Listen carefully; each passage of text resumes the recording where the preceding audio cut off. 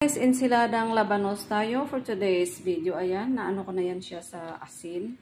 So, bali na squeeze out ko na ang tubig, whatever. Ang tubig ang juice ng ng labanos. So, ayan, okay na yan siya. At yan ang ating pang sahog. Ayan, kamates, spring onion, shallots, at saka maglagay tayo ng konting chili pang kick. O, diba? And mayroon tayong dilis. Ayun, di ba? So, ayan. So, ayan ang pares ng ating ensiladang labanos, guys. Ayan, imported from Philippines. So, di ba, guys? So, ayan, instead of vinegar, so mas gusto ko yung calamansi, guys. O, di ba? Mas masarap ang calamansi. You should try.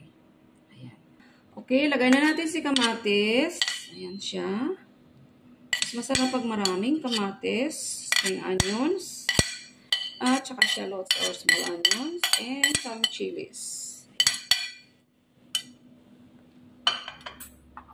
Maglagay tayo ng konting dilis. How to say? Anchovy. Anchovy. In English. Ayan. Tiny anchovy. I don't know. Bahala na kayo kung tama mali. So, ayan. So, hindi ko ilalagay lahat, guys, kasi hindi masarap pag yung lagyan natin ng marami. Ayan, mas maganda na yung ganun lang. So, and then, mag-add na lang ang may gusto pa. Ayan. Yan ang gulay namin for lunch. At, saka nagluto ako ng roast chicken. Hanggang dinner na to, guys. I mean, ang chicken pala namin. So, ito, pag may matira, of course, pang dinner na rin. Ganyan ako dito pag wala kaming amo. Ayan.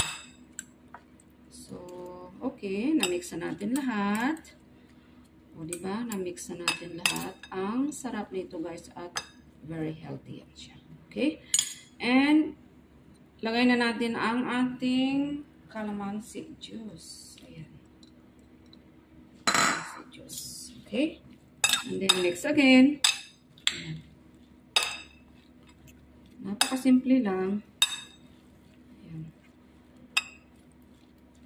Ayan siya, guys. So, diba? Okay. So, ready to serve na siya. Kain na tayo. Ayan, luto namin na rin ang rice namin. O, diba? So, marami pa akong dilis. So, bahala na lang kung sino pang may gusto dyan. So, kanya-kanya na lang lagay. Okay? Okay, guys. Thank you so much for watching, everyone. And we'll see you for my next vlog. Bye for now. Lunch na tayo. Happy lunch. Bye!